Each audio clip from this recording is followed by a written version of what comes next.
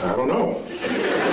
Neil, thanks so much for coming today. Yeah, no, thank you. Mr. Dr. Neil deGrasse Tyson is, he's been on my show 6 times. And often when I come out to greet the audience before I do my show, they ask me, who's your favorite guest of all time? And I say, not just for volume, but it's Neil deGrasse Tyson.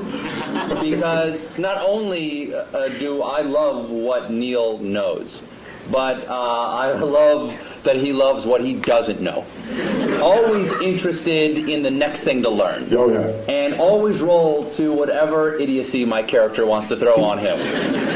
I think the only time I ever surprised you, as you told me a little while ago, was I asked you, should scientists go to Argentina or hike the Appalachian Trail? Yeah, I want people to talk about them. It's the universe talking there. I think we're a little out there. The universe amplifies. Yeah, that one, I missed that one. Yes, you'd missed that news story. Yeah. See, to go on a show, it's like the hardest interview ever. I have to I'm laden with current events just to mix with my science because I don't know where he's going to come at me. And I got to be ready with 7 tennis rackets to hit it back. And I'm upset because that one news story, remember with the guy, was it South Carolina guy? Who remembers?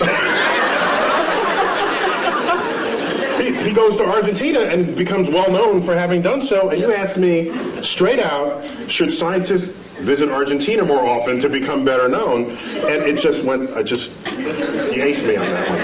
You're welcome. Now, Neil, we've got a lot to talk about tonight. Yeah. A lot of subjects. Science is a big thing. But I want to start off with, this is not a bribe. I want to start off with... Plus these chairs, I feel myself sliding. I know. Exactly. When we first walked in, I said, "Oh, welcome to the barn raising." I didn't realize we were speaking before the Amish tonight. Now it's going to make it tough to talk about science and technology. All right, Neil, I want to start. I want to start in a broad way. Are you tweeting now, or are you actually trying to interview me? No, I'm just looking at photos of myself. Get a little work done. I need a little freshen up. Now, let me ask you a very basic question. Science, from scientia, in Latin, meaning knowledge. I didn't take Latin, but I'll take your word for it. Is it better to know or not to know? I think, well, my blunt answer is it's better to know. All right. But that is debatable, though. Well, I said my answer. Yeah. I mean, somebody else might have a different answer. For instance, Oedipus might have a different answer. Yeah. Yeah, I mean, I think... Is knowledge always a good thing? I have to say yes. Why? Because it empowers you to react and possibly even to do something about it if something about it needs to be done. Okay, but who we are is what we know, right? Part of who we are is what we know. And our identity is often based on how we see the world. Yes, and our personality for sure. And if we learn something that does not jive with how we think about the world, won't we have to re-examine who we are? Yeah, it could mess you up. It can. Yeah. Once again, I'll go back to Oedipus. He plucked his eyes out rather than know anymore. Yeah, well, people back then, they did stuff like that. Yes, people back then, not people today. So I think there are people who would not know, who would rather. I remember the old days. I don't know if it still happens. A doctor would find out if you had cancer, they wouldn't tell you. They wouldn't tell you. Give it to me straight, Doc. Yeah, and why would you even have to say, give it to me straight, unless there was a day when they didn't give it to you straight? If I have 5 years left, I want to know I have 5 years left. Because I'm going to, do something different in those 5 years. Neil? Yeah? I have some terrible news. But there are some people who don't want, there are some people who don't value science. And if they don't value science, are they valuing ignorance? Yes, but I will not pass judgment on them. What I will say is, if they are at maximal comfort in their ignorance, fine. except that they will not be the participants on the frontier of cosmic discovery. They will be disenfranchised. Hello? Hello? I'm sorry, I've got a phone call. Hello? I'm sorry. I have to take this. Hello? My mic isn't working? Hello? Now who's in control? So they won't be in control of the next, won't be participants. No, in the next cosmic discovery. they won't. Not only will they not be on that frontier making any discoveries, they're not in a position to enhance their life for having access to those discoveries themselves. Can knowledge ever be a bad thing? I don't think so. What about actions that knowledge takes us to? Do you think that Oppenheimer, when the bomb went off, and he said, "I am become death, destroyer of worlds," do you think he perhaps questioned for a moment whether the knowledge they achieved that led to the creation of the bomb perhaps should have been left undiscovered? Do you know what he said in response to those kinds of questions? Yes. He said, because people said, have you usurped the power of God? Have you? And he said, if God didn't want this power to be there, he shouldn't have put it in the atom in the first place. Kind of an interesting point, I think. What he's saying is that the world is accessible to us. So would you say, don't smelt the ore and make iron and make a sword out of it because you could cut yourself? Back then, that's the counterpart statement from the Iron Age.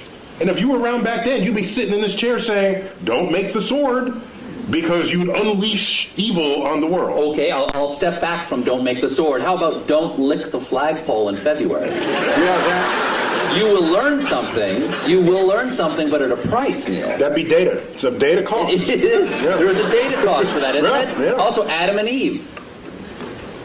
They ate of the tree of knowledge of good and evil, Yeah. and they paid a price. Yeah. So God does put things into atoms he doesn't want us to know about. Yeah. However, I think Yes? I don't want to blame the knowledge. I want to blame the behavior of people in the presence of the knowledge. So maybe we need better knowledge management. Do you think that scientists... You can applaud him. He's the hero. Well, how about this? Do you think that scientists should be allowed to do anything they can? I heard a big no over there. Someone just said no. You know, people made fun of him for doing this, but during one of President Bush's State of the Union speeches... Bush 1 or 2? Bush 2. He said he warned against man-animal hybrids. Okay?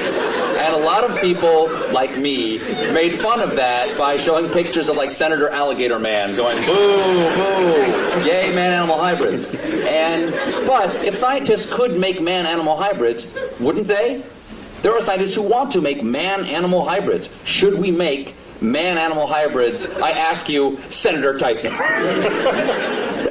Should there be any limits like that? I think there's some creepy things about that, and I've met some scientists who would think that'd be an intriguing thing to do. Yes. Okay?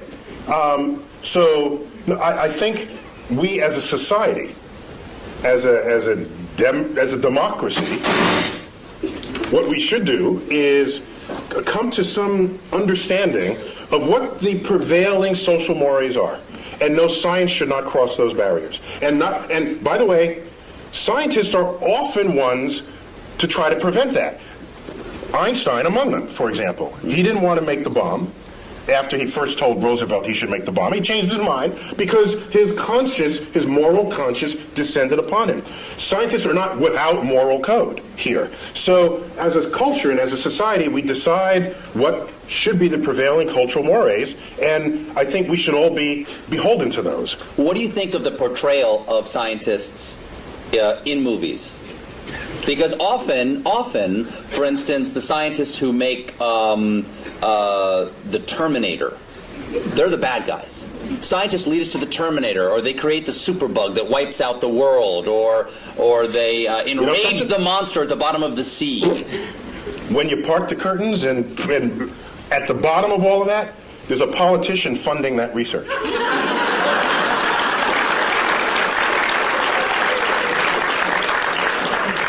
Is this working again? It is? No, it's not. He says yes, you say no. Yeah, we got it. We're getting bad data. Just trying to... We're good. That was good. That's good? You're good. Oh, yeah. You're good. So, scientists don't lead marching armies. Scientists don't invade other nations. Scientists, yes, we have scientists who invented the bomb. Yes, but somebody had to pay for the bomb, and that was taxpayers. That was war bonds. There was a political action that called for it. So everyone blames the scientists. We are collectively part of a society that is passing, that is using or not using, to its benefit or to its detriment, the discoveries made by science.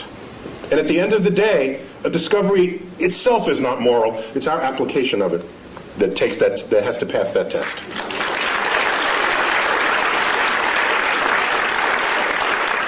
Would you agree that there's a distrust of science on a certain level in our country? I mean, unless it's, going to grow my hair back. Yeah, Science... Or do other things to your anatomy, yes. Right, exactly. Yes. Science, exactly. Yeah. Science, I've gotten those emails. Science is sometimes distrusted because it is more complex than the average person can understand. I think that is the core of it. It's distrusted not because of what it can do, but because people don't understand how it does what it can do. And that absence of understanding or misunderstanding of the power of science is what makes people afraid of it. And so I remember back when they first split the atom, shouldn't split the atom. Or shouldn't, you hear this at every discovery that happens in science. There's a mystery to it. For example, irradiated foods. In France, they call it frankenfood, all right? Which is kind of a cute word when you think about it. But it makes food last longer, and you're healthier for it. You don't get sick from it. And so from it turning bad. In fact, NASA does it all the time. NASA can make a slab of meat. You wouldn't necessarily put this in your refrigerator, but NASA can make a slab of meat that'll last 30 years. I tasted it. And? Delicious? No, it was, there's some restaurants' food reminds me of what that tasted like. But I'm just saying that just because you don't understand it doesn't mean it's bad for you. Go figure out how it works. That's why we need a scientifically literate electorate, so that when we go to the polls, you can make an informed judgment. And you can draw your own conclusions rather than turning to a particular TV stations to have your conclusions handed to you. Now, Arthur C. Clarke. Comedy Central accepted. Exactly. Okay. Arthur C. Clarke's famous dictum about sufficiently advanced technology. Yes, it is. Arthur C. Clarke had several laws of culture and the world, one of which was any sufficiently advanced technology is indistinguishable from magic. So, if something gets too complex for the average person to understand, it's magic. It's like magic. And you have powers that I don't trust, because I don't know what you're going to do with it next. Whereas if you understood how it worked, you say, hey, give me one of those. I mean, that's how that would work. That's how that plays out. Do you think that's where the debate over... I think that's where the debate over evolution and creation science comes, is that the complexity of evolution is so grand that it is hard to conceive of how the incremental changes come. And once something becomes so complex that I can't understand it, there's nothing between that and God saying, let it be. Well, one of the beauties of evolution is that complexity does not come about from complex ideas. The ideas are actually quite simple. And you can show on a computer how those simple forces can generate complexity given enough time and enough variation in environment, which is just what the history of the Earth supplies. So science literacy is an important part of what it is to be an informed citizen of society. Let's get away from our understanding of science, or lack thereof, and get to science itself. Okay. I'm with you. Here's a transition from talking about us mixing science and religion and getting back to science. Mm-hmm. God is truth, people think. Mm-hmm. Okay, some believe God is truth. Truth is beauty. Is there anything in science to you that is beautiful? Or rather, what is the most beautiful thing that you know of in science? E equals MC squared. Really? Oh, that's awesome. It is. So that equation doesn't just have a great publicist. It's actually... Because everybody knows it, but also everybody knows Coke, It's like the Coca-Cola of science. Yeah, you learn E equals MC squared before you even know what any of those symbols mean. You hear it in elementary school. It's a gorgeous thing. What is beautiful about E equals MC squared? First of all, tell everybody what all the pieces mean. Well, E stands for energy. M is mass. C squared is just the speed of light squared. That's just, ignore that for the moment. The thrust of that equation is that energy and mass are equivalent to each other, which means you can transmute one into the other and back. What makes it extraordinary is that that hardly ever happens in our everyday lives, yet it's going on all the time in the rest of the universe. And so we're in this little pocket where E equals MC squared is not visible. It's not visible. It's not happening in our lives. No. But if it did, the world would be really different. Light coming from that bulb would all of a sudden pop into a particle, and the particle would combine and pop back into light again. Would it hurt? It can, yeah. It would sterilize you. There's a lot of, the kinds of particles that would do that they would sterilize you, yeah. That'd be bad. I've had my kids. Yeah. So it goes on in the center of the sun. It went on at the Big Bang. It goes on throughout the universe, wherever it's hot and heavy. But what is beautiful about it to you? It's simple. It's simple, yet it accounts for hugely complex things. And for me, that is where the beauty lies in the truth. No. If I had to give you a complex theory to understand a complex phenomenon, send me home. Because what's the point? Well, now, there's no tablet in the sky that said it had to be simple to end up being complex. It's just a remarkable fact about the universe. So why not celebrate it? The fact that pi, right? Let's say the numbers together. 3.145926. We got a few geeks over there. That's a nerd fest. We got a geek thing going on over there. Not bad. The fact that you take a circle of any size, a circle the size of the universe itself, and divide it by its own radius, and you get that number, that's beautiful. I have to pause, and I get misty thinking of this.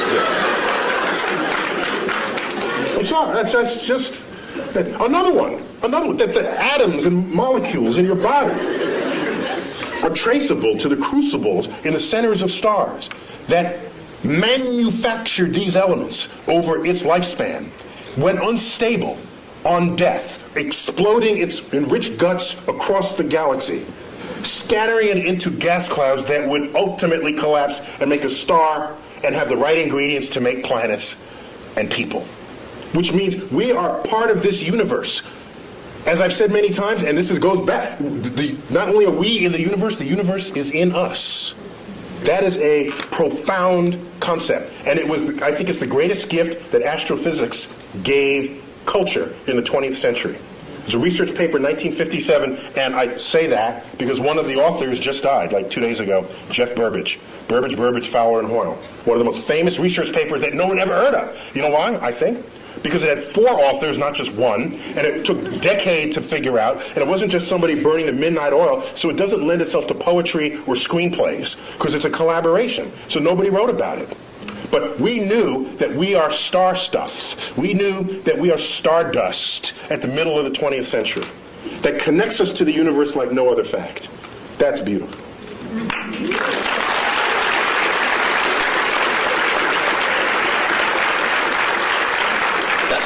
Sounds like you have written poetry about it. Once it gets in you, you have, the only way it comes out is poetically. No! You write poetry. You write sonnets. I don't know if they're sonnets, but occasionally a word rhymes in it, and I don't know what to call it. But sometimes if you feel deeply about something, I think the greatest poetry, not that I'm an astrophysicist, right? That's my disclaimer. Mm-hmm. But some of the greatest poetry is revealing to the reader the beauty in something that was so simple you had taken it for granted. That, I think, is the job of the poet. And so, the simplicity of the universe, which started this part of our conversation, I think if it doesn't drive you to poetry, it drives you to bask in the majesty of the cosmos. So what drew you? You said that this is the beauty of astrophysics, or the gift that astrophysics gave us in the 20th century. What drew you to astrophysics? Take us to Neil deGrasse Tyson before he's an astrophysicist. Take us to who you are now. I'm living in the Bronx, which in vernacular would be the Bronx. And I'm in a building... Not a lot of stars. No, there's like a dozen or so in the night sky. So you do not have a relationship with the night sky as a city dweller. And my parents, I have a brother and a sister, they would take us to, each weekend we'd go to visit museums and other sort of cultural things in the city. And one of those weekends we went to the Hayden Planetarium. The local planetarium, the one right there in Manhattan. And you sit in the chair, and the lights dim, the stars come out, and I said, "Oh, that's a nice hoax, you know. That can't be real. I'll enjoy it while there's it, but that's fast. They think there's that many stars up there. Like, what kind of? Are they pulling my leg?" And a couple of years later, I go out to Pennsylvania in another trip that we took, and I looked up at the night sky, and in what persists to this day, in what is an embarrassingly urban thought. I look up at the night sky from the finest mountaintops in the world, and I look up and I say, "It reminds me of the Hayden Planetarium." It's embarrassing. See, I beg forgiveness. Wow. But so strong was that imprint that I'm certain that I had no choice in the matter. That, in fact, the universe called me. And I wonder that if I'd grown up on a farm and the universe and the sky was just always there, I wonder if that would just have become wallpaper to me, and I wouldn't have then been struck by it as I was at age 9. I'd never known anything of it. And then it just slaps you in the face.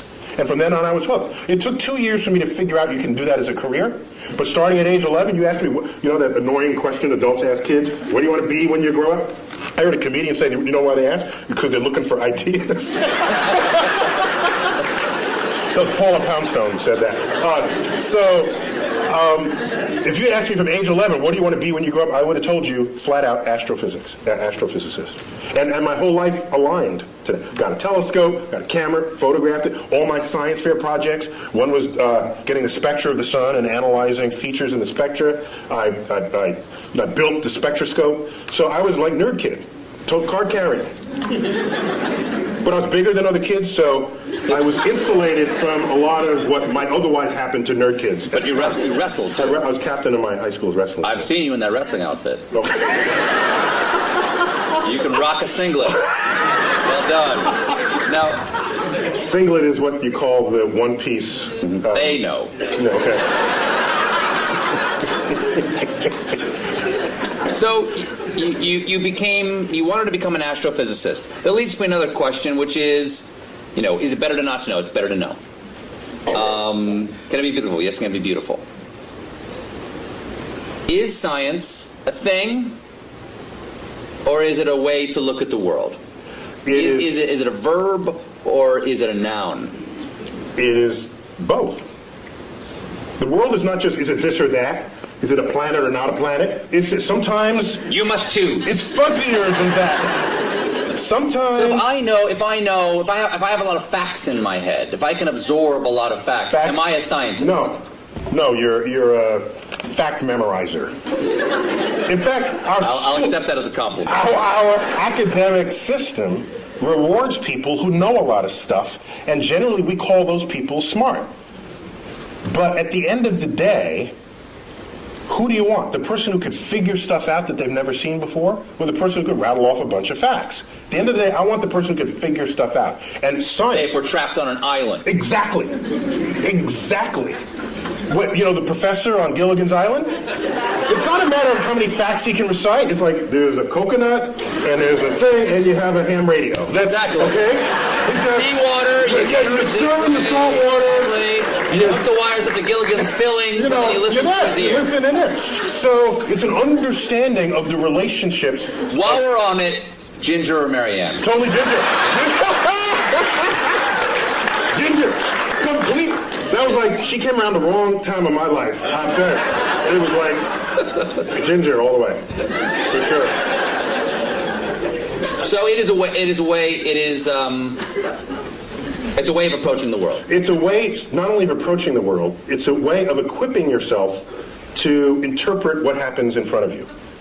I think of science, the methods and tools that enable it, as kind of like a utility belt that you walk around with, you know? And you come upon something. Are you a superhero? Yeah, In your mind, are you super science? actually, when I was a kid, I wanted to be Mighty Mouse when I was a kid. Really? I wanted to sing opera as I went to sing. To save the day. Yeah.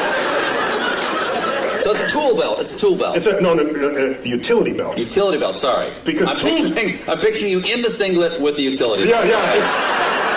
A tool belt, the difference is a tool belt, you know, if you have a hammer, as they say, You can hammer in the morning, you yes. can hammer in the morning, if I had a hammer. The problem is, if you start wielding a hammer, then all your problems look like nails. And maybe they're not. Maybe it's more subtle than that. And so your toolkit has to be able to morph into what is necessary for what it is that you confront at that moment. And so, yes, you're equipped with methods of mathematical analysis, methods of interpretation. You know some basic laws of physics. So when someone says, I have these two crystals, if you rub them together, you'll get healthy. So rather than just discount it, because that's as lazy as accepting it. Both of those are just lazy brain. What you should do is inquire. So do you know how to inquire? And every scientist would know how to start that conversation. They would say, well, where'd you get these? What kinds of ailments does it cure? How does it work? What does it cost? Can you demonstrate that it works? And you go through this whole, and at the end the person's in tears because they weren't prepared for that level of questioning. And so science literacy is vaccine against charlatans of the world that would exploit your ignorance of the forces of nature. Neil, if you don't like the crystals I gave you, you can just say it. And they're not working for you because you don't believe.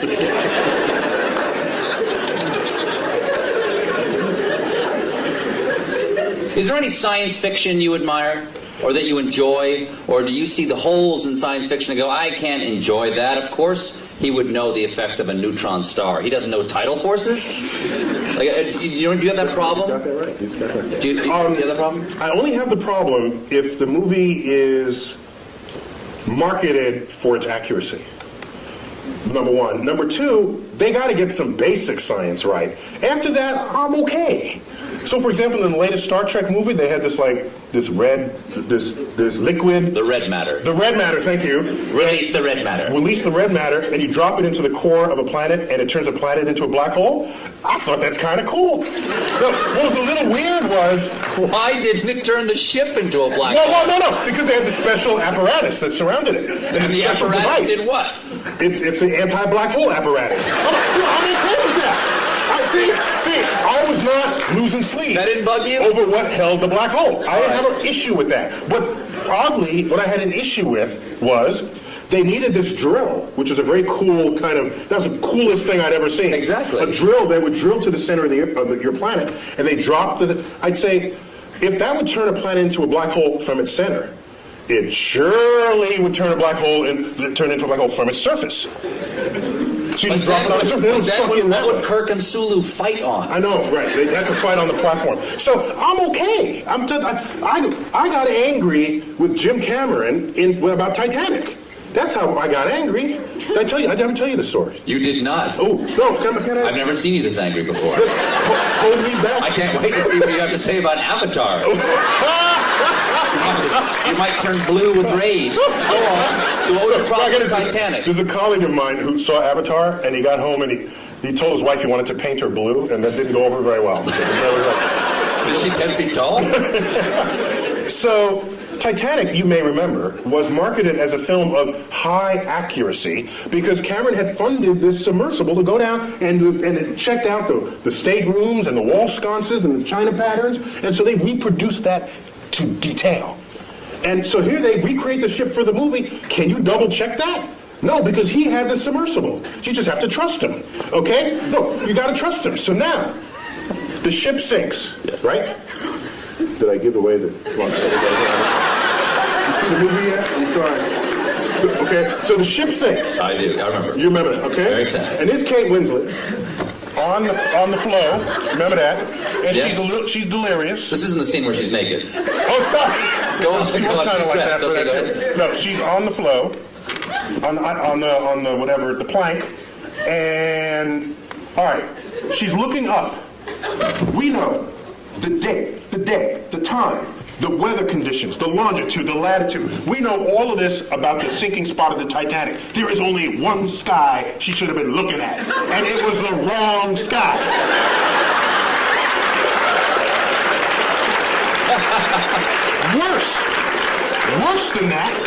Worse than that, the left side of the sky was a mirror reflection of the right side of the sky. So it was not only wrong, it was lazy and So odd. halfway through, they just went, just flip it, just flip it. No one will know.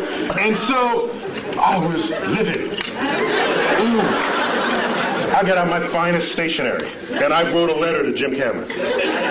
No reply. 5 years later, I bump into him. He was on a NASA committee, and my sort of presence with NASA was growing by then. And I bumped into him in a meeting, and I said, "Mr. Cameron, I just have to ask. You know, the sky is not the right. It's black. What?" And he says, "Well, actually, that happened in post-production." So he's absolving himself of guilt, but I wanted him to grovel in front of my feet, which he did not do. Now, wait. So I was angrier after that. Later on, Wired magazine honors him for Discoverer of the Year, Explorer of the Year, and they want to hold their party at the Rose Center for Earth and Space. You don't come into my house and get the sky wrong. Okay? Is my microphone working? Or did it fall? You're loud enough, you don't need a microphone. There we go, it fell down. Can you hear me now? Mine, yes. Okay. So, he's in my house. And as a courtesy, they extended me an invitation to have dinner with a small group of them after this award ceremony. So I said, yeah. So we go to dinner. There's 6 of us at the table. The wine is pouring.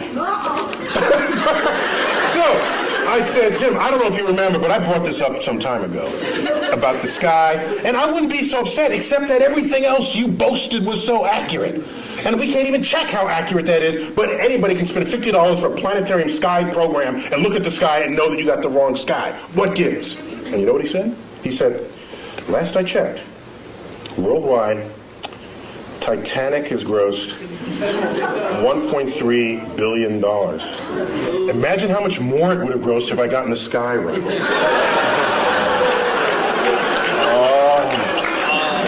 Oh, man. So sorry. That, if I had a tail, it would have been like between my legs, and I would have. And so I think you won that conversation. No, actually, I did. He retreated into his bank account. Here's what happened. But that money will all eventually be gone, and he would still have gotten the sky wrong. Oh, that's an interesting point. That's right. The sky will Outlived even James Cameron. However, as dejected as I was, 2 weeks later, I get a phone call. Forgot the guy's name. He calls me up and says, "Hello, it's Dr. Tyson." I said, "Yes." He said, I forgot his name, Johnny Smith. "I work in post-production for Jim Cameron. He is releasing a 10-year director's cut anniversary edition of the Titanic and will be adding new footage from the deck. And he tells me you have a sky that he can use."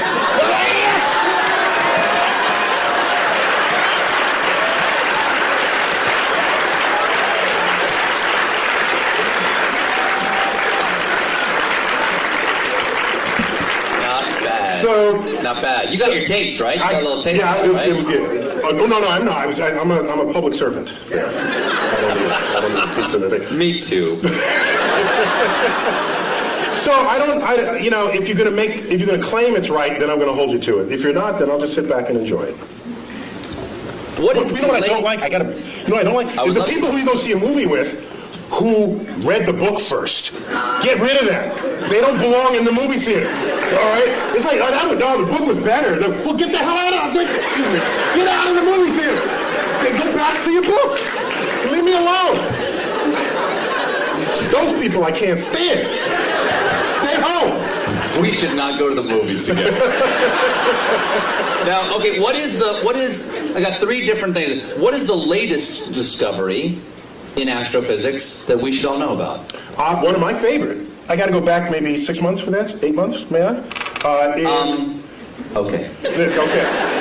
Well, we discovered water on the moon. That's kind of cool, because where you're going, you want there to be water. All right? That's a good thing for life. But what struck me the most, earlier in 2009, we discovered methane on Mars. Methane. If you have a gas stove and you live in a city, chances are it's methane. It's a flammable gas. You say, well, so what? Who cares? Except that methane is the byproduct. It's a part of the gaseous effluences of anaerobic bacteria, which on Earth operates deep in the intestinal tract of farm animals. That's a very scientific way of saying there are Mars farts. That's what you're saying, I right? didn't want to say it. Yeah. You got a doctor in front of your name. You can't say stuff like that. I can't say stuff like that. But that means that is possibility, or is that yeah, there's life, but no one will come out and say it? It means while you can generate methane other ways, such as well, it's sunlight. It's a combination of pressure, temperature, and energy source. You can manufacture methane. Magic. Right? So, but chemical magic, yes. Chemical magic. But it is a natural byproduct of bacteria that thrive in the absence of oxygen. And you don't have oxygen deep in your intestinal tract, neither do any farm animals. And if you're down under and Mars doesn't have oxygen. So it's tantalizing to think that maybe there are life reservoirs in aquifers beneath the Martian soils. Well, as I was saying before about is it better to know or not to know, there are things about our own identity that we take from the knowledge that we have, yes, we do. or the things that we don't know, the assumptions of things that are not there to be known. And instead of using the word identity, I'd say they have an impact on our ego. Yes. Because the more we learn about the universe, the smaller we get, all right? In time, in space, in size. And so if you go in... Not the way you just described it. The way you described it, you're a supernova. Well, that makes you bigger. Well, I think if you know about what's going on, then it's not mysterious and you're a participant in the unfolding cosmos.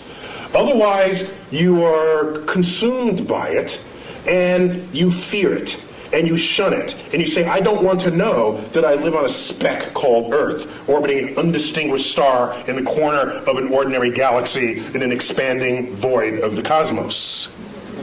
There are some happy thoughts in there, like understanding how that worked, recognizing that the human brain figured that out. That's kind of cool. There's a lot we still don't know, but what we do know, I think we can sit proudly and celebrate what we know about the universe. Maybe now, not every one of us figured it. Took a few key people like Newton and Einstein, but we learned what they taught us, and each of them stands on the shoulders of giants that came before them, just as the quote goes. Let's celebrate it, not fear it.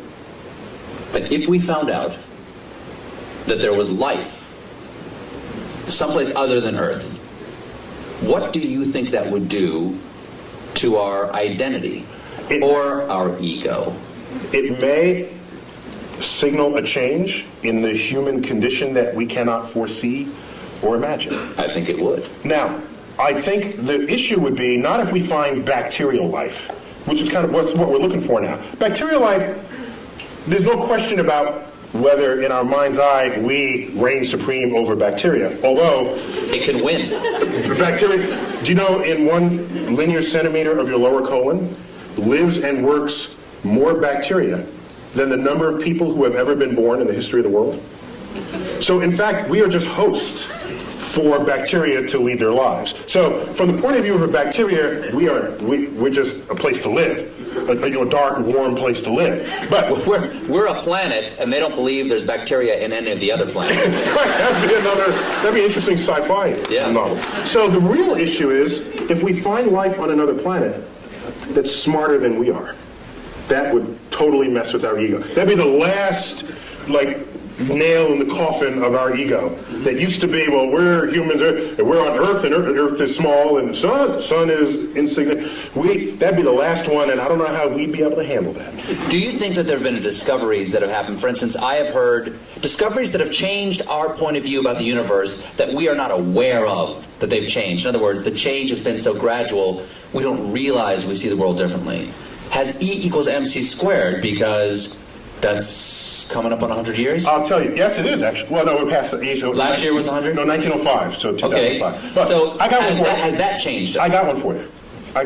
In the 1920s, which was a watershed decade in the history of science, in that decade, we discovered that not only our galaxy, the Milky Way, is not the only existence of anything in the universe, that there are other Milky Ways out there.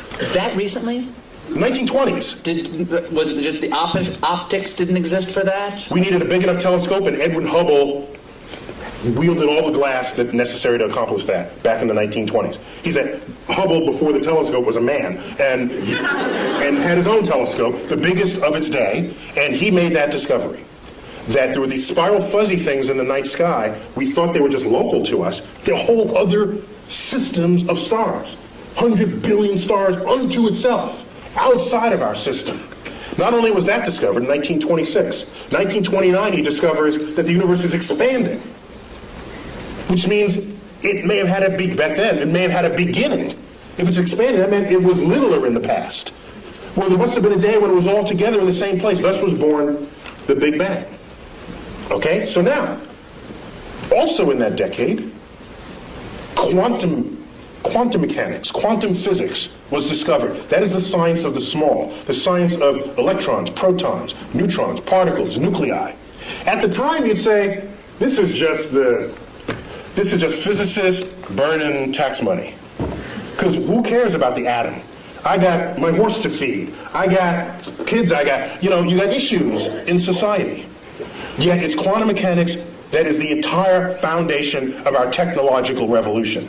There would be no computers. There would be none of what you take for granted, your iPod, your iPhone, cell phones, the space program, without our understanding of the laws of physics as they operate on that atomic and molecular and nuclear level.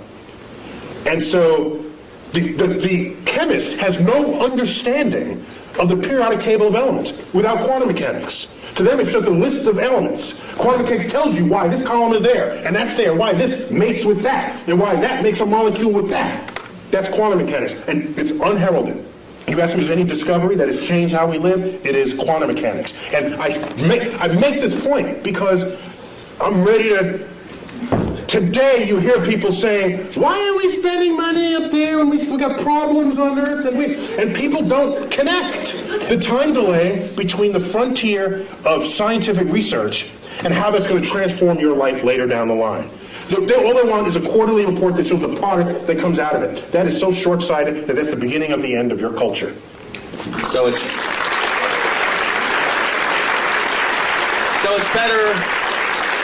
better to know.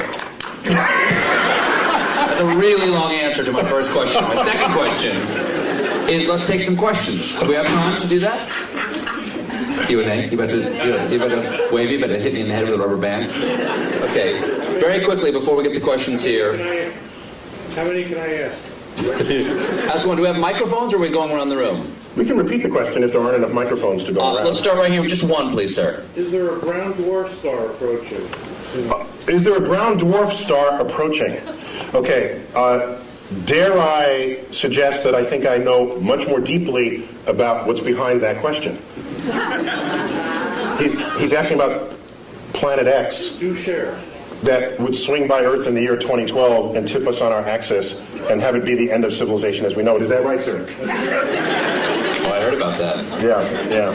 I'm digging a subterranean chamber. Yeah. Me and my kids are going to be fine. Yeah, go on. When's it get here? It doesn't exist. Moving on. Next question. Yes. No, there is no Planet X. All gravity, all principal sources of gravity in the solar system are present and accounted for.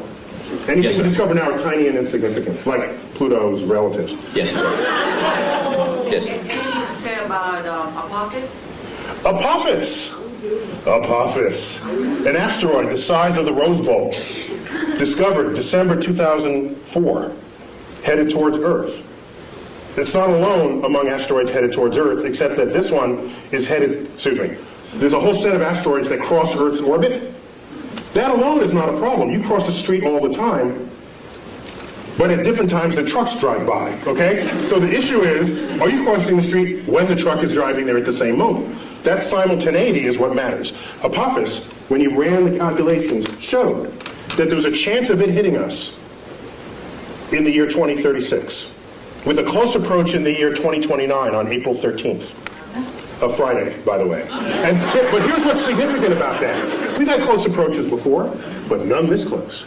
This is the size of the Rose Bowl, and on April 13th, 2029, it'll come close enough to Earth to dip below our orbiting communication satellites. Do you think 2.5% is a big number for that asteroid to come to Earth? No, right now the best estimates are several in a million that it will hit us in 2036. And if it does, it will likely hit the Pacific Ocean, plunge into a depth of 3 miles, explode, cavitate the ocean, send waves of tsunamis. The first one from the impact. The second one, because the water splashes back into the cavity, goes high into the air, drops back down and sends another pulse. This will go on about 40 times. There'll be multiple tsunamis. I was just on the Santa Monica beach 2 nights ago because Santa Monica is the first city to get hit because it's the beeline right up from Santa Monica, 600 kilometers into the Pacific. 5-story tall tsunami would take out the entire west coast of the United States. But nobody has to die because we know this well in advance. But I think 2 people will die. The stupid surfer who wants to surf that tsunami, we know people like this, right? You see them. And you know who else? Of course, the weatherman who wants to bring the camera guy closer. Can you see the waves hitting the shore? Okay, take him out too. We don't need either one of them, and we'll get on with it. That would be a great James Cameron movie. Yes. Tonight there's a wolf moon. Can you explain what that means? What's a wolf moon? Okay, each full moon of the year has a name, and there are regional variations among those names. And the wolf moon, it's when it's snowy and the wolves howl. You can see the wolf in the light of the moon because the landscape is white, and the wolves don't turn white, so you can see them against this. And so depending on if you live in a region where there are wolves, that would be what you would call it. Other full moon names you've heard of, the harvest moon is one of them. The honeymoon is one. That's the moon that's in June, the honeymoon, because that moon actually never gets very high in the sky. And it's amber the entire time. It takes on the color of honey. It's just called the honeymoon, and you get married in June. And that's where you get the name honeymoon for that. Yeah. Anyone over here? No? Yes, sir. I think, in astronomy, probably dark energy was sort of a real game changer about 10 years ago, the discovery that the expansion of the universe is speeding up. If there's a game changer in the next 20 years, what is it? The question is, dark energy, he said 10 years ago was like a game changer. Can I foresee any game changers on the horizon? Well, it turns out dark energy was not as much of a game changer as you might think, because we already had a slot for it in Einstein's equations. We already had a placeholder. No one had ever measured it before. So we just assumed it was 0 and got on with life. The moment it was discovered, we said, hey, now we can stick it in the equation. It's like, whoa! Its presence in the equation shows that there's this pressure operating against the action of gravity, making the universe accelerate in its expansion. And that's extraordinary, because it means that a day will come where these galaxies that Hubble discovered will move away from us with such speed that they will disappear beyond our horizon, and the total known universe at that time will only be the Milky Way, restoring the state of mind of our universe that existed before 1920. That's a spooky time. We would have to hand down the annals of cosmology from previous centuries to hear about the galaxies that were once in the night sky. So game changers going forward. If we discover the dark matter particle, that'd be kind of cool. If dark energy and dark matter, because we don't know what's causing either one of them, but we measure them. So they are real in their action on the universe. We just don't know what it is. Okay? As distinct from the ether 100 years ago, we never measured it. We just assumed it was there. There was no data. It was just dark matter, dark energy. We can call it Fred and Wilma. Don't think it's matter or energy. We don't know what it is. Don't let the name fool you. I'll henceforth call it Fred and Wilma. Okay? So, with Fred and Wilma, these two things, it may be a game changer. Once we figure out what it is, it's a new particle that then we can exploit to our benefit In the same way, our understanding of quantum physics enabled us to exploit the behavior of atoms and nuclei to our benefit. So a new kind of physics would transform how we live. Yes. That's one way I think about it. Is Pluto going to be excised, so not just because you send it out, but because the ice will expire quickly? Will Pluto not only be humiliated by Neil deGrasse Tyson? You may not know That's this. not the word she said. She Yes. used that word. Excised from the family of planets. Neil was on the group that gave the recommendation that Pluto be demoted, correct? We thought differently about Pluto's identity than Pluto did, and other supporters of it. We just grouped it with other icy bodies in the outer solar system that, at the time, were being discovered. Don't shoot the messenger. Pluto was alone for 65 years, and so you can't have a category of one. That doesn't work in science. You need a few things to make a category. So he's okay. It wasn't a category, though. It was a planet. Well, yeah. My very elegant mother just sat upon 9 porcupine. Now she just sits upon 9. It doesn't make any sense. Yeah, it doesn't make any sense. Where's the porcupine? If she's that elegant, she wouldn't have sat on a porcupine, I don't think. So once we found other icy bodies, all we did was group them together. We said, Pluto, we found family for you. In fact, we think you're happier there, because now you're one of the biggest icy bodies. And rather than a pipsqueak planet. You sent Pluto to a farm upstate to run and chase rabbits. Is what you did. It's much happier there, kids. It's happier there. And I didn't do this alone. Is there a supergiant beyond Pluto that pulls comets in? Is there a chance there's something out there that's drawing? There was a hypothetical star, which is related a little bit to what led to this invention of this the brown dwarf that you won't talk about, but you and I know, yes. Yeah. There was come down to the bunker too. There was a suggestion that there was a companion star to the sun, provisionally called Nemesis, that had this long orbit that would jostle comets in the outer solar system and send them raining down on Earth, creating mass extinctions, accounting for the extinction episodes in the fossil record.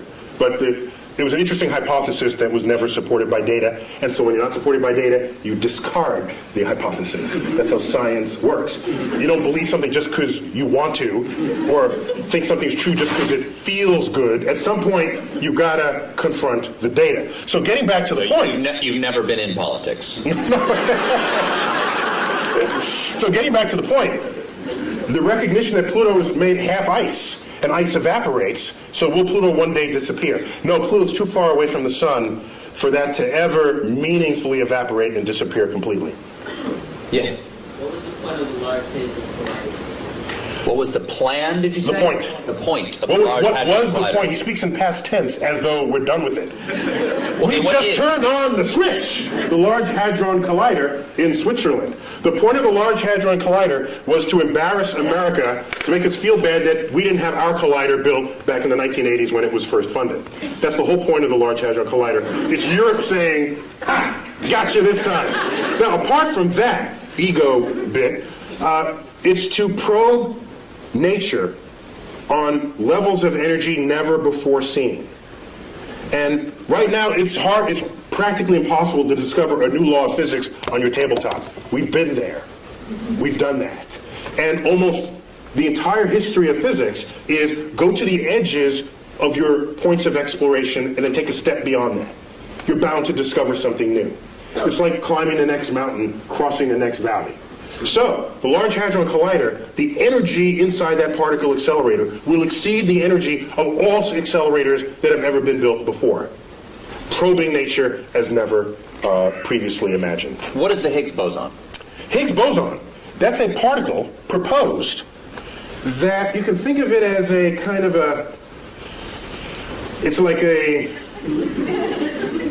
think of it like molasses. Okay?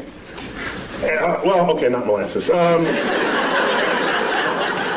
It's a field through which all particles move, and the interaction of those particles with that field endows them with the mass that we measure for them. It is granting them the property of mass. We have yet to find this particle, but if we do... So mass is not explained presently. That's correct. We just measure... We don't know why we get fat. we don't know why something has mass right now. That's correct. And so now let me ask you something. If you build let's say you build an equation this way. You've got an equation over here, you built it, and it's a house, okay? And you've got another equation over here that works. It's another house. But in your mind you think, these two houses are actually probably should be one house. You invent something that fits into the shape between the two houses, right? Yes. Like you've got a shape between the two houses. Goes, okay, there's something in the universe that is the shape of the space between these two houses. Yes. Does that necessarily mean that thing is there? The history has shown that almost every time we propose something that connects one house to another, if those two houses themselves work, there's something in between them connecting the two. For example, in 1930s, we had this experiment with, it's the 1930s, quantum physics is in place. We start probing the atom. We find out there's an atomic reaction, a nuclear reaction, where there's some missing energy. We account for all that, and there's something missing. We say this much energy here, and then it's missing here. And we swear we accounted for everything. Fermi comes up, a famous physicist, said, I bet there's a particle that came out of that reaction that escaped with the energy before you had a chance to measure it. E equals mc squared. Well, that would have endowed that particle with its energy to do so, the mass to do so. And even MC squares in every one of these, it's all over the place. It's written with E equals mc squared. The point is, he hypothesized the particle, gave it the properties that it would have to account for what was seen. That's your conduit between the two houses. Then he says it's got to have this much energy, and it's got to be pretty hard to detect because we surrounded this in lead, and it just went straight through the lead. So I'm going to propose a particle that's hard to detect. And it's got to be little, because there's not that much mass, and it has no charge, so it's neutral. So he called them neutrinos, little neutral ones. He hypothesized. He said, let's look for them. 20 years later, they were found, neutrinos. And now we kept them coming out of these reactions. He built the porch, the walkway between the two houses. Practically every time you have two working understandings of the world, and they have to coexist in the same universe, there's something that's going to connect them. It's like electricity and magnetism, previously discovered as separate things, until Faraday and Maxwell said, hey, wait a minute, this works and that works, and they kind of smell like each other, though maybe they're the same thing. So a whole theory came out to put the two together, and it is the theory of electromagnetism. You know this word. You just take it as a single word, but those used to be separate concepts. So we're going good with this. We're on a roll here. So why not continue?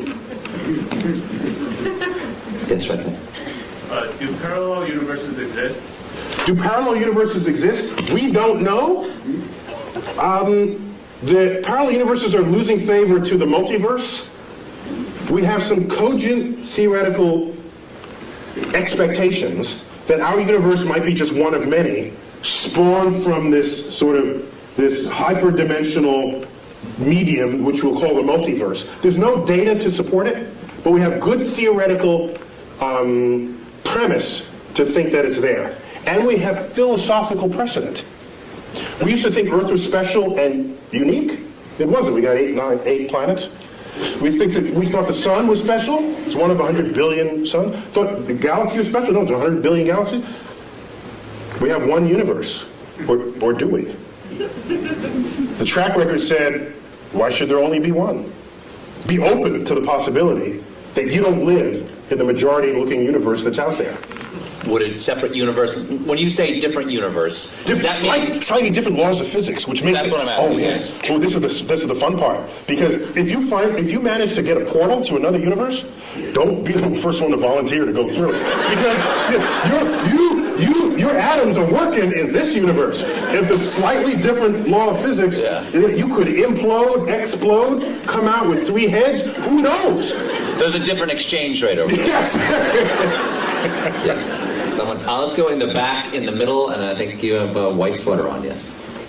Is it possible to tunnel through a black hole, like quantum mechanically speaking? Can a black hole be used to travel? How about that? Can we say that? No, it's a little different. Like, Steve, get with it. Tunnel through a black hole. yes. As if it creates a tunnel in space or time. Quantum mechanically is what she said. Quantum mechanically, can you tunnel through a black hole? I'm not going to try to interpret this one. Well, I have to ask, did you want to land someplace else when you're done, or are you content with being dead when it's over? I need to know before I answer. I guess it's okay if I die. It's okay if you die. For science. For science. Stephen Hawking showed just recently that, and for me this was kind of spooky amazing, that black holes remember everything that they have ever eaten. Which means it's not a tunnel to anywhere. Everything that it ate is sitting there at the singularity at its center. Now the spooky part, that's not the spooky part. The spooky part is, Stephen Hawking showed 40 years ago that black holes can actually evaporate. The matter that's within a black hole can rise up out of the gravitational field that surrounds it and spontaneously birth a pair of particles. That's just E equals mc squared doing its thing. E equals mc squared. The gravity field has high energy density. Out of that pops particles. And those particles escape, taking matter away from the black hole. From the gravity field of the black hole. Doesn't that fly in the face of how we think of a black hole? In a black hole, gone forever. Because nothing escapes, because nothing can surpass the energy needed to go faster than the speed of light. Except quantum mechanics. This quantum physics from the 1920s gets you out of that problem. That's a classical understanding of black holes. You layer quantum mechanics on it, weird stuff happens. Completely legitimately weird stuff happens. So you birth these particles outside the thing. Now here's what happens. I dump you... That sounds like that. I'm not interrupting. That sounds like science is making magical exceptions for itself. Quantum physics is kind of magic. Because none of it issues forth from your common sense. Particles pop in and out of existence. One time it's a wave, the next time it's a particle, and it interacts with itself. And you measure it here, but it shows up there. If we were forged in that world, then all that would be common sense. An equals mc squared would be a daily phenomenon. You wouldn't need Einstein to figure it out. You'd be learning it in elementary school. But that is a foreign universe to us. And so what goes on there, you are prone to say, that doesn't make sense. You know something? It's of no obligation to make sense to you, because your senses didn't come out of that universe. Out of that universe of tiny particles. We don't live there. If you let something go and it drops, you say that makes sense. If you let something go and it goes up, you say that doesn't make sense. In quantum world, that happens all the time. It would make sense in the quantum world. So I submit to you that if I take your body and dump it into a black hole, what Stephen Hawking showed is that all the particles that went into the black hole, let's say it's Stephen Colbert black hole, okay? No other contaminating bodies but your atoms in the center of this black hole. And I wait around, and out here in the gravity field, particles pop into existence. And I make a check, how many protons, how many neutrons, how many electrons, how many neutrinos. By the time this black hole is evaporated, it would have been every single particle that you were having fallen in the first place. Extracted out of the energy field of the black hole. So it remembers who you were even out in the gravitational field. That's spooky to me. Is the black hole now gone? Gone. Just it pops out of existence. Evaporated. It takes, by the way, it takes several trillion years for that, so don't wait around for it. It's that young man right there. How do you figure all this out? Okay. How do you figure all this out? It's an excellent question. Yeah, that's a good one. Isaac Newton did it all by himself. He was like really, really, really smart. A quick Isaac Newton story. He discovered laws of motion, laws of gravity. Just shows that planets don't orbit in circles, as Copernicus had thought, but in slightly flattened circles we call ellipses. And so a friend of his said, Ike, why? That may be quiet. I don't know what you're talking about. Why that shape and not some other shape? He couldn't answer that question. I'll get back to you. goes home for 2 months, comes back. Here's why it's that shape. There are conic sections that cuts through the thing. They said, well, how did you figure that out? He said, well, I had to invent integral and differential calculus to figure it out. So some people invent their own tools and methods to discover the world. Most people learn the tools from someone else and then apply them to make incremental changes. Some people make huge changes, like Isaac Newton and Einstein and others. Isaac Newton once said, if I can see farther than others, it's because I've stood on the shoulders of giants who have come before me. But I've read Isaac Newton, and his stuff makes the hair on the, if I had hair, it would rise up on the back of my neck, how plugged in he was to the universe. And I'm saying to myself, that quote cannot have possibly have been honest. What it really meant, if I re-give that quote to him, I'd say, if I can see farther than others, it's because I'm standing among midgets, that's why. He can see farther than everybody else. In the case of Isaac Newton.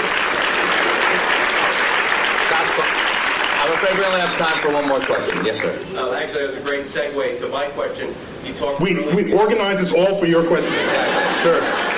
Early in the evening, you brought up the ideas of scientific literacy and technology management. I'd like to hear your opinions on where the policy needs to go to make a positive impact in that area. Ooh. All right, Neil. Can you repeat that for everybody? The question is, we were talking earlier about scientific literacy and our approach towards science as a nation.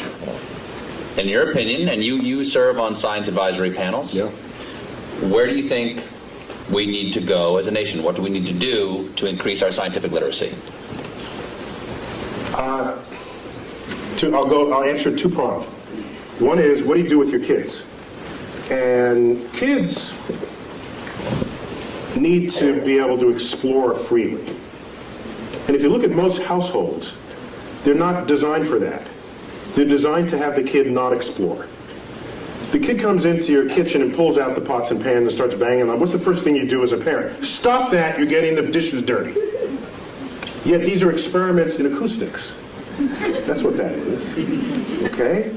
Whatever the kid is doing, if it has the chance of breaking something, you're going to tell them to not do it, without thinking that that's the consequence of an experiment that they are conducting. And every time the kid wants to do something, provided it doesn't kill them, it's an experiment. Let it run its course, even if it makes something messy. You agreed to have a kid in the first place? Fine, clean up after them. And when it open up...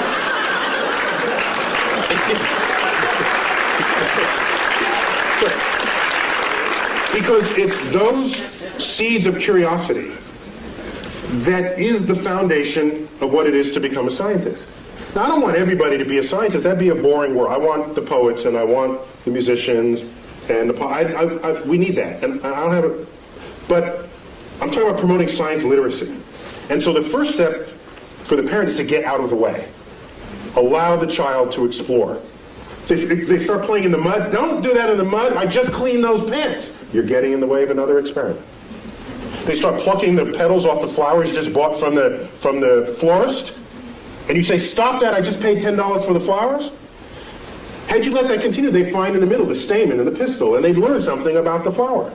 For $10. That's cheap. Derek Bach, one-time president of Harvard, once said, if you think education is expensive, try the cost of ignorance. And so that's got to start at home. In the schools, I don't have a problem with the fact memorizing, but don't equate that with what it is to be wise or what it is to be smart. Smart should be some combination of that, yes, but also, what is your lens on the world? How do you figure things out? And you promote that by stimulating curiosity. And I don't see enough stimulating curiosity in this world. This is a famous school right here. I saw the banner in the opening corridors. So you probably don't have that problem here, all right? But the whole world is not educated in this building. So a lot of change would need to happen in that regard. Now getting back to policy. I have tried. You do a simple Google, like YouTube and Tyson, my name, but put Neil so you don't get Mike. All right? Dining on someone's ear. Half of what ends up thrown onto YouTube are talks I've given where I'm trying to convince people, not only the public, but lawmakers and people in power, that investing in the frontier of science, however remote it may seem in its relevance to what you're doing today, is a way of stockpiling the seed corns of future harvests of this nation. And those seed corns, what they do is, whether or not you know it today, advancing a frontier, history has shown, has advanced the culture ever since the Industrial Revolution got underway. And we can speak more hegemonistically about it, that anyone who has embraced the powers of technology has enjoyed economic wealth, the likes of which the world has never seen, attendant with strength of security. Okay? And so people say today, they'll say, so suppose the next terrorist attack is like a chemical attack. Do you call out the Marines, or do you get your best chemists to figure out what to do about that? There's a point where your weapons are not as useful as the brain of the scientist who you could bring to bear on the problem. And so I see science and technology and creative investments in it as the most significant infusion to our economy that could possibly be conceived. The problem is it's not going to boost the economy next quarter. It's got a time horizon longer than most people have the patience for, and most politicians have the re-election cycle to be tolerant of. So what we need is a longer view on those investments. I don't want to have NASA going hand in hand trying to get money to stimulate the frontier of cosmic discovery. And that frontier now involves biologists in the search for life, chemists in understanding the soils of Mars, aerospace engineers. You know what I don't want to do? I don't want to stand in front of 8th graders and say, who wants to be an aerospace engineer so that you can design an airplane that's 15% more fuel efficient than the one your father flew? That's not going to get him. But if I say, who wants to be an engineer and design the airfoil that'll fly in the rarefied atmosphere of Mars, I'm going to get the best students in the class, and you know it. Because that's an exciting project for smart people to work on, motivated people to work on. And when you have them, they invent stuff. They discover things. They transform the culture in which we live on a time horizon that is not easy to just tell someone in a one-sentence soundbite. And what I want is a level of science and cultural literacy that will allow the public to be able to think beyond the election cycle, to think for themselves and say, this is a good investment. How many times have you heard people say, if you're not among us here, why are we spending money up there when we have the problems down here? Have you ever asked how much money we're spending up there? Ask that question. You know what the answer is? I've asked people, how much money do you think we're spending? Here's your tax dollar. How much do you think? 10%? 15%? Those are the kinds of answers I get. You know how much is getting spent? The rovers, the space station, the space shuttles, all the launch vehicles, all the NASA centers is 0.6 of 1 penny on your tax dollar. 0.6 of 1 penny pays for it all. And you're telling me, why are we spending money there and down here? If you need that money to solve these problems, you got some other problems going on. Okay? That's a whole other problem with society. So, I'm sorry, I'm getting off. So my point is, I think the greatest need is to be able to have the foresight necessary to make investments on the frontier of science, even if at the time you make those investments, you cannot figure out how that might make you rich tomorrow. Michael Faraday, in the 1840s, was the first one to pass a wire through a magnetic field. And it made a little meter tick it moved a meter. He hooked up to it. Now this guy, you do this and this happens. That's kind of cool. If you're nerdy, to a nerd, that's a cool thing, right? You do this and this happens. And so what was happening is, it induced a current through the wire. He showed his colleagues. It looked like just kind of a curiosity, a toy. Showed it to Parliament. They say, why, this is what we're funding? We're funding this toy? And this may be apocryphal, but it is said of Faraday, in response to this inquiry, said this, because they asked, what value is this to the British Empire and to the king? He said, I don't know what value it is today, but I know one day you're going to tax it. And in fact, that is the foundation of how all electricity is made today. And it would take another 60 years before electricity would come to homes. But who could have known it at the time? I don't want to be left behind.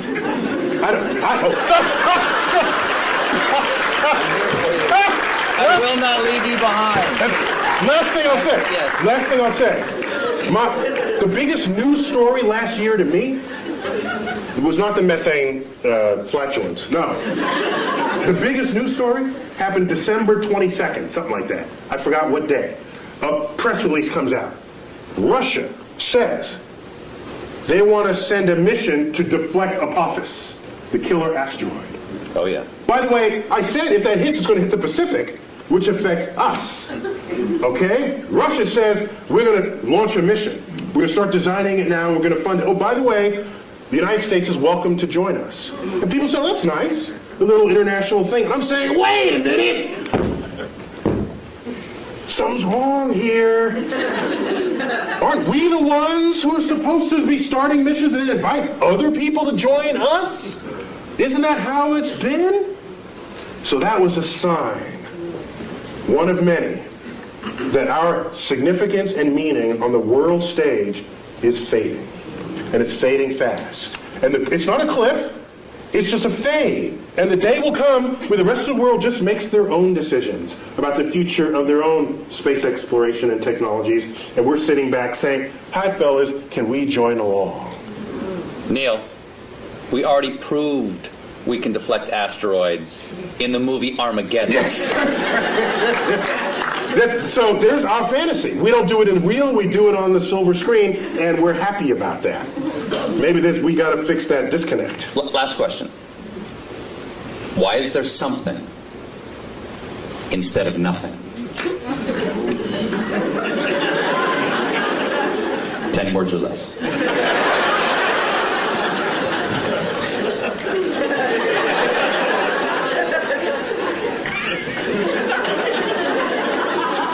Just because.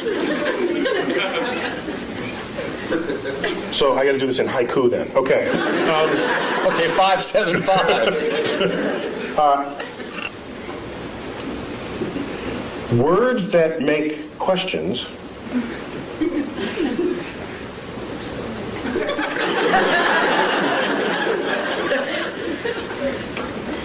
may not be questions at all. I am well rebuked.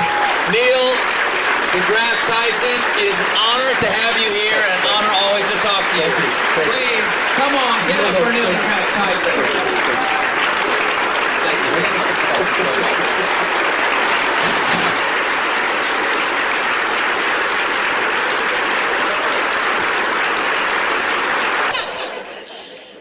Dr. Tyson is going to be down here. You will be signing books until 9:30, so if you'd like to come down and have a book signed, feel free. And